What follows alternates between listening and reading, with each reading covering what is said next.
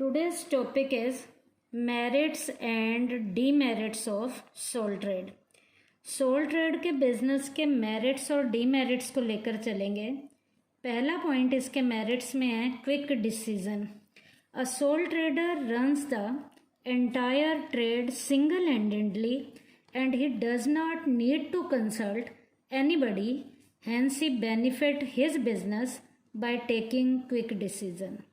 Soul trade के business में trader को सारी बिजनेस की फॉर्मेलिटीज़ को अकेले ही हैंडल करना पड़ता है। उसे किसी भी कंसल्ट की ज़रूरत नहीं होती है। सारे बिजनेस से रिलेटेड फॉर्मेलिटीज़ को वो खुद अकेले पूरा करता है। जब वो अकेले बिजनेस के सारे डिसीज़न लेता है तो डिसीज़न फटाफट से जल्दी जल्दी लिए जाते हैं। तो क्विक डिसीज़न लेना इसके मेरिट्स में आएगा। नेक्स्ट है benefit of secrecy. Many important facts need to be concealed for the success of the business. एक अकेला व्यापारी जब किसी बिजनेस को शुरू करता है तो वो बिजनेस के जितने भी लूज पोल हैं वो अपने अंदर छुपा के रखता है। Sole trader takes the benefit of secrecy. उन लूज पोल को वो अपने पेट के अंदर दबा कर रखने से उस बिजनेस की सीक्रेसी का बेनिफिट उठाता है। मान लीजिए यदि यहाँ पर पार्टनरशिप फॉर्म होती तो एक पार्टनर दूसरे पार्टनर को बता सकता है बिजनेस के सीक्रेट, लेकिन यहाँ पर अकेला जब बिजनेस को करने वाला व्यक्ति है तो सीक्रेसी का बेनिफिट भी उसी के बिजनेस को मिलता है। नेक्स्ट है direct motivation. A sole trader does not require any external motivation for doing the work. एक अकेले व्यापारी ने जब बिजनेस को शुरू करना है, सारे प्रॉफिट उसके घर में आते हैं, सारे लॉस वो अकेला कवर करता है, तो उसे किसी भी एक्सटर्नल लेवल के मोटिवेशन की ज़रूरत नहीं है। उसे पता है जितना वो ज़्यादा काम करेगा उतना ही उसे प्रॉफिट होगा। तो ज़्यादा प्रॉफिट लेने के लिए वो अपने आप को खुद ही मोटिवेशन देता है। He is self inspired by the fact that whatever profit he gets will go into his pocket। क्योंकि उसे पता है कि जितना भी वो ज़्यादा काम करेगा, ज़्यादा काम करने के बाद प्रॉफिट उसी की जेब में जाएंगे। इसी कारण ज़्यादा प्रॉफिट कमाने के लिए वो अपने आप को खुद ही मोटिवेशन देता है। नेक्स्ट है personal control. The sole trader has a complete control over the business because he is the only owner and the master of everything.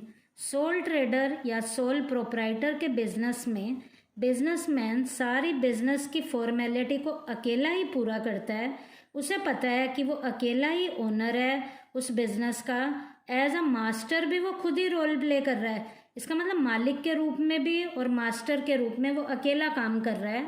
All the employees are under his control. जितने भी employee हैं वो उसके कहे अनुसार काम करेंगे। तो पर्सनल लेवल का उसका सारे बिजनेस के ऊपर उसका खुद का ही कंट्रोल होता है। उसके बाद है easy formation. It is very easy to establish sole trade because there is no need to observe any legal formality to start it. इस बिजनेस की फॉर्म में जो सोल प्रोप्राइटर वाली है, इस फॉर्म को शुरू करने के लिए हमें किसी भी तरीके की ज़्यादा लीगल लेवल की फॉर्मेलिटीज़ को पूरा नहीं करना पड़ता। अपनी मर्जी से जब उसका मन करता है वो बिज़नेस को शुरू कर सकता है। This business can be started without getting it registered. इस बिजनेस को शुरू करने से पहले रजिस्ट्रेशन की भी ज़रूरत नहीं पड़ती। तो जिस बिजनेस को शुरू करने के लिए लीगल फॉर्मेलिटी ज़्यादा नहीं चाहिए, रजिस्ट्रेशन की भी ज़रूरत नहीं है, तो इस बिज़नेस को बहुत इजीली लेवल पे फॉर्मेट किया जा सकता है, उसे शुरू किया जा सकता है। ये तो बेटा इसके मेरिट्स के पॉइंट थे।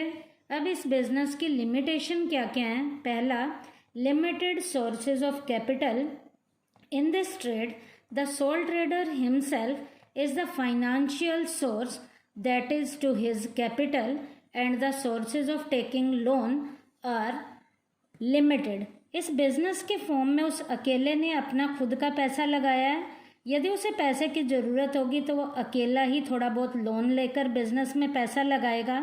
Because of the limited capital he can not get the benefit of large scale business. पैसे की तंगी होने के कारण, पैसा थोड़ा होने के कारण वो छोटे बिजनेस के फ़ायदे तो ले सकता है, लेकिन लार्ज स्केल के बिजनेस के फ़ायदे नहीं ले सकता।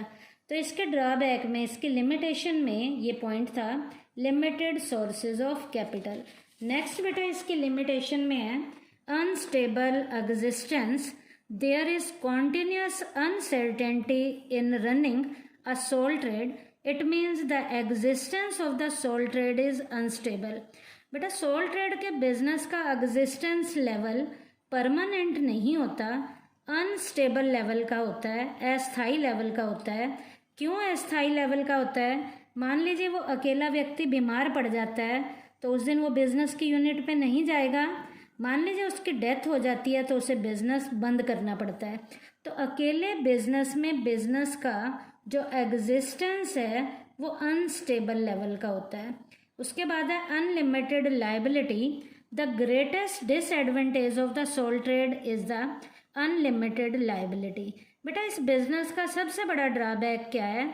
उसकी लाइबिलिटी अनलिमिटेड होती है। The sole trader has to face the entire risk of the business.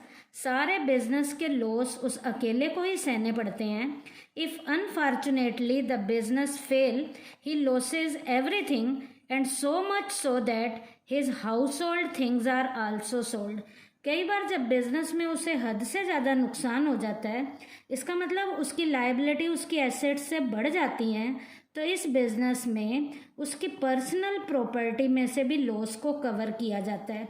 और जब लॉस को उसकी पर्सनल प्रॉपर्टी में से कवर किया जाता है तो इसका मतलब उसकी लायबिलिटी कैसी है? अनलिमिटेड है। तो अनलिमिटेड लायबिलिटी इस बिजनेस का सबसे बड़ा ड्रॉबैक है। उसके बाद है unbalanced management.